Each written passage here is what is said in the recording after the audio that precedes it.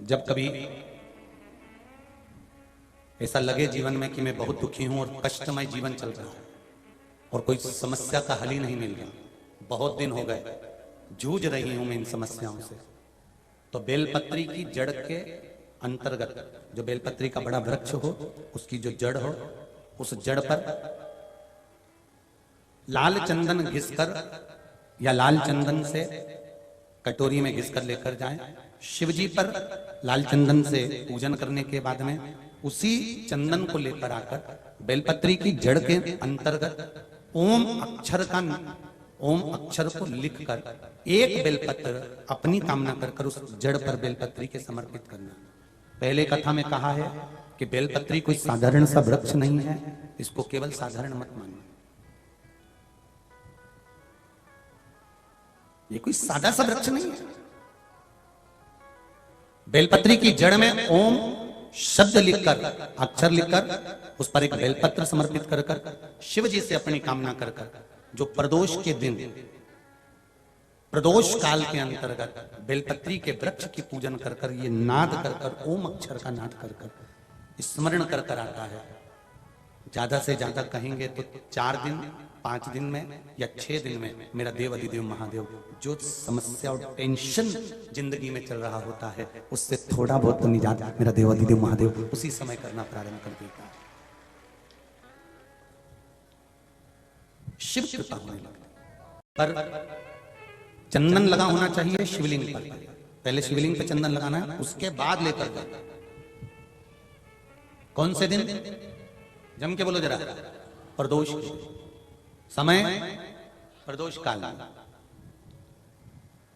लग रहा है कि जूझ रहे हैं हमारे जीवन में, बहुत बहुत टेंशन, बहुत समस्या।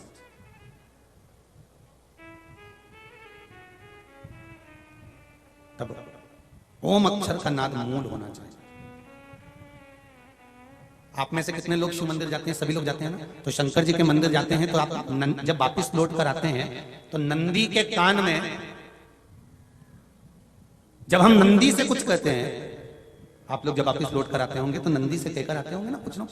तो जब हम नंदी से कुछ कहकर आते हैं, आपने देखा होगा कई लोग नंदी के कान में कुछ कहते हैं, फिर न जो सिंह होता है उस सिंह के बीच में से शिवलिंग का दर्शन करते हैं। तो नंदी को जब कोई बात कही जाती है, नंदी से जब कुछ कहा जाता है कि हमारी बात शिवजी तक पहुंचाना, तो उसमें सबसे पहला अगर नाद करा जाता है नंदी के कानों में तो ओम का नाद करा जाता है।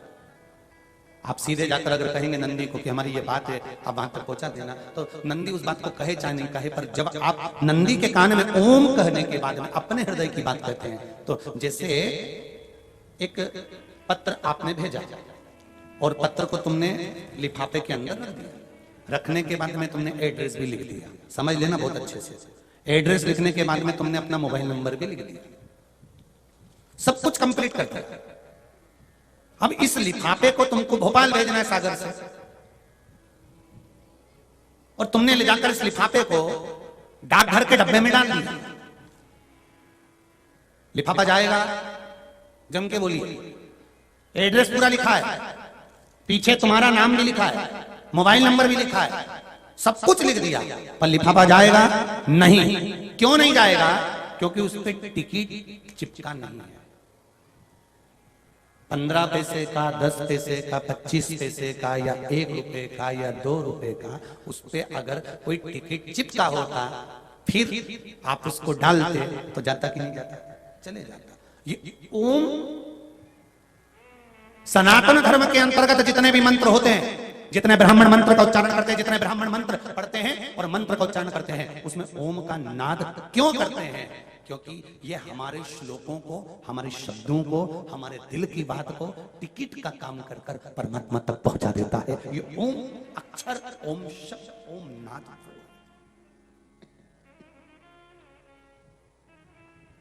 वहां तक पहुंचा।